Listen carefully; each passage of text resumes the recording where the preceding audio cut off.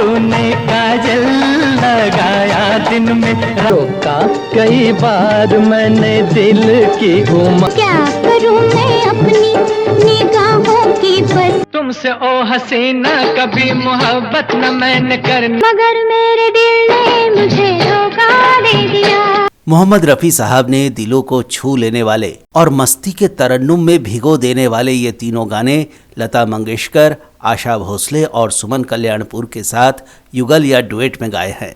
रफ़ी साहब ने इन गायिकाओं के अलावा गायकों के साथ भी इसी तरह के कई युगल या डुएट गाने गाए हैं जो लोगों के दिलों में आज भी एकदम ताज़ा है। फिर याद किया हम वो परवाने हैं, बने चाहे दुश्मन ज़माना सलामत रहे दोस्ता, आए हैं बड़ी दूर से तेरे दीदार के। रफ़ी साहब ने मुकेश चंद्र माथुर, किशोर कुमार और मन्ना डे के अलावा भी कई नए पुराने गायक गायिकाओं के साथ इसी तरह के सदाबहार युगल डुएट गाए हैं। और रफ़ी साहब ही क्यों, तमाम गायक और गायिकाओं ने एक दूसरे के साथ मिलकर कई युगल या डुएट गाने गाए हैं। लेकिन मोहम्मद रफ़ी साहब एकमात्र ऐसे गायक हैं जिन्हें एक संगीतकार ने युगल में या डुएट में गाने के लिए कोई गायक या गायिका नहीं दी, बल्कि रफ़ी साहब के साथ डुएट गाने के लिए एक म्यूजिक इंस्ट्रूमेंट का इस्तेमाल किया गया था। उस गाने का मुखड़ा या अंतरे की एक पंक्ति रफ़ी साहब गाते हैं और दूसरी पंक्ति में वो म्यूजिक इंस्ट्रूमेंट बजता है और गाने को आगे बढ़ाता है। ये गाने के साथ बजने वाला म्यूजिक इंस्ट्रूमेंट नहीं है, बल्कि दूसरे गायक के रूप में रफ़ी साहब के साथ मौजूद है और बाकायदा गा भी रहा है।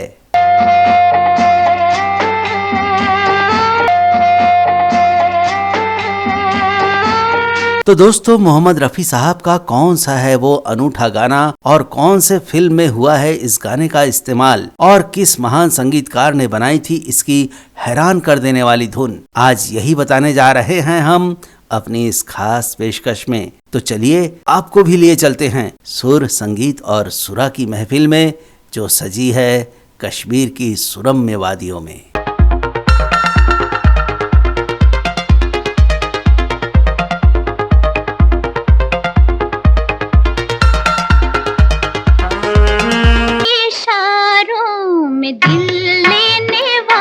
दिल की धड़कनों को अचानक तेज कर देने वाले इस गाने को सुनकर, इस गाने के लिखने वाले से, इसे गाने वाले से और इस पर अभिनय करने वालों से ये पूछना तो बनता ही है कि बता ये हुनर तूने सीखा कहाँ से।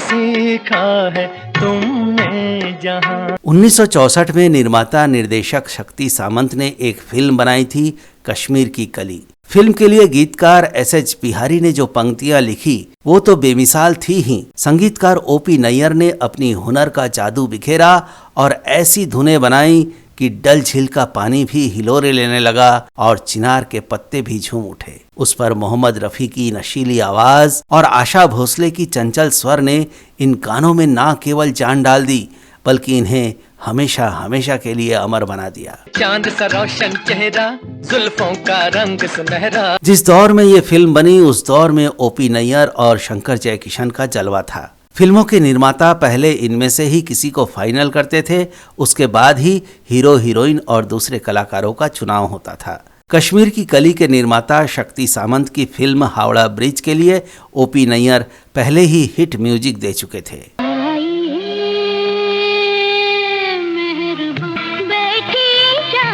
और जब कश्मीर की कली में भी म्यूजिक देने की बारी आई तो ओ.पी. नैयर ने शक्ति सामंत के सामने 3 शर्तें रखी। पहला तो ये कि उनकी बनाई धुनों से कोई छेड़छाड़ नहीं होगी, दूसरा कि धुनों पर बने गानों को फिल्माने के समय वो खुद शूटिंग पर मौजूद रहेंगे, और तीसरा ये कि फिल्म का हीरो जितना भी मेहनताना लेगा ओ.पी. नैयर उससे 1.5 गुना ज्यादा रकम लेंगे। साफ है कि ओ.पी. नैयर को पूरा यकीन था कि इस बार वो जो संगीत देने जा रहे हैं वो बेमिसाल होकर रहेगा, और ऐसा हुआ भी। हंसी चेहरा ये मस्ताना। ओ.पी. नैयर ने अपनी शर्तों पर काम करते हुए जो संगीत तैयार किया उसमें शम्मी कपूर का जोशीला खिलंदड़पन, शर्मिला टैगोर की मासूमियत और उनके गालों में पड़ने वाले जानलेवा डिंपल, लोक धुनों की मिठास लिए रफ़ी साहब की सुरमई आवाज़ जब आशा भोसले की शोख अंदाज वाली सुरों से जा टकराई तो ऐसा कॉकटेल बना कि इसे देखने सुनने वालों के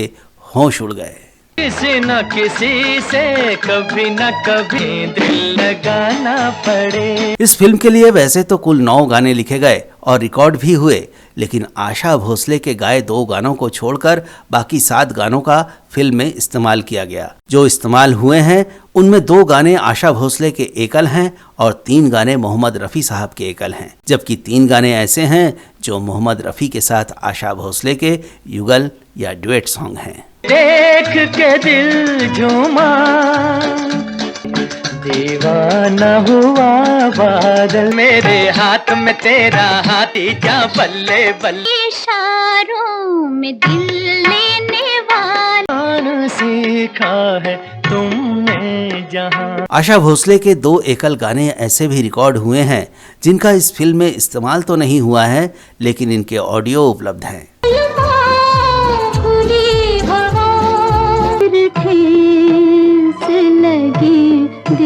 पर कश्मीर की कली के गानों को लेकर ओपी नैयर का करिश्मा अभी सामने आना बाकी था। एसएच बिहारी के लिखे एक गाने पर ओपी नैयर ने एक ऐसा नया प्रयोग किया कि वो इतिहास बन गया। इस गाने में मोहम्मद रफ़ी के साथ ना तो कोई गायक गाना गा रहा है और ना कोई गायिका सुर मिला रही है। बावजूद इसे एकल गीत भी नहीं कहा जा सकता, क्योंकि इसमें म्यूजिक इंस्ट्रूमेंट सैक्सोफोन का इस्तेमाल एक गायक के तौर पर किया गया है।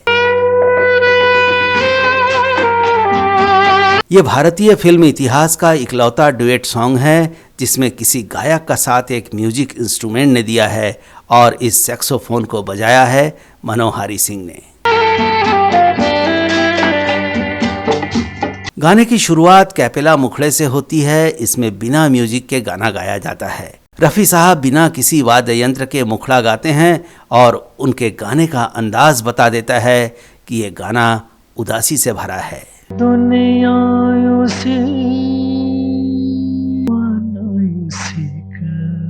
अब गाने का माहौल देखिए। रात के करीब 12 बज चुके हैं। बंद होता हुआ बार है। बचे हुए पीने वाले आखिरी जाम ले रहे हैं। बार बंद करने को बेताब सा दिखता साकी है और तब ये नशीला गाना बजता है। शम्मी कपूर नशे में धुत हैं। गाने की शूटिंग में बार के अंदर बाहर की पूरी सेटिंग इतनी बेहतरीन है कि गाना सुनते हुए ऐसा लगता है मानो रफ़ी साहब अभिनय करने लगे हैं और शम्मी कपूर गाना गाने लगे हैं। मोहब्बत में जो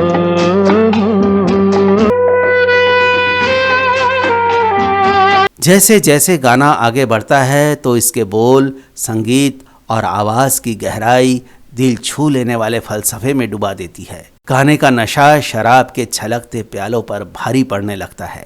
ताजो मुसाफिर। इस गाने में सैक्सोफोन का जिस तरह से इस्तेमाल हुआ है, ऐसा लगता है कि संगीतकार ने ये कसम खा रखी हो कि वो सुनने वालों की खुमारी उतरने नहीं देगा। और कमाल देखिए कि रफ़ी साहब की आवाज़ और सैक्सोफोन कहीं पर भी आपस में नहीं टकराते। अंतरे के बीच बीच में बहुत ही मादक सैक्सोफोन बजता है। कभी दिल की तड़प सी उभरती रफ़ी साहब की नशीली आवाज़ गूंजती है तो कभी सैक्सोफोन का तीव्र स्वर सुनाई देता है।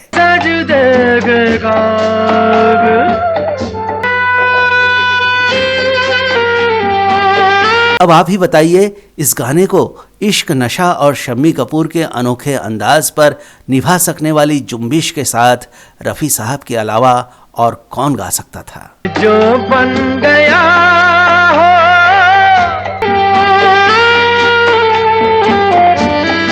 ये सोचकर हैरानी होती है कि जीवन में कभी शराब को हाथ नहीं लगाने वाले और हर तरह के नशे से दूर रहने वाले मोहम्मद रफ़ी ने नशे में डूबी हुई आवाज में ये गाना कैसे गाया। बर्बाद होना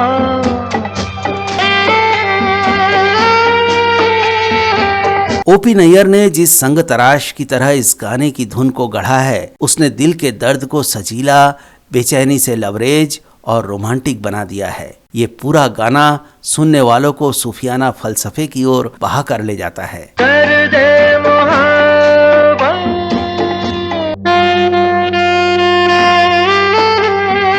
अगर आप भी प्रेम की पुलक में हैं, प्यार की याद में हैं, किसी असफल प्रेम के दर्द में हैं या अभी भी प्रेम पाने के इंतजार में हैं, तो इस गाने को दिल से सुनिए।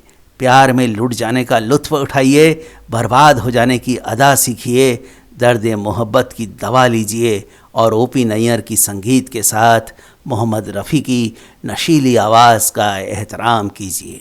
करो एहतराम उसकी। इस पेशकश में इतना ही दोस्तों। हमारे चैनल को लाइक कीजिए, सब्सक्राइब कीजिए और अपने दोस्तों और परिचितों को इसे फॉरवर्ड ज़रूर कीजिए।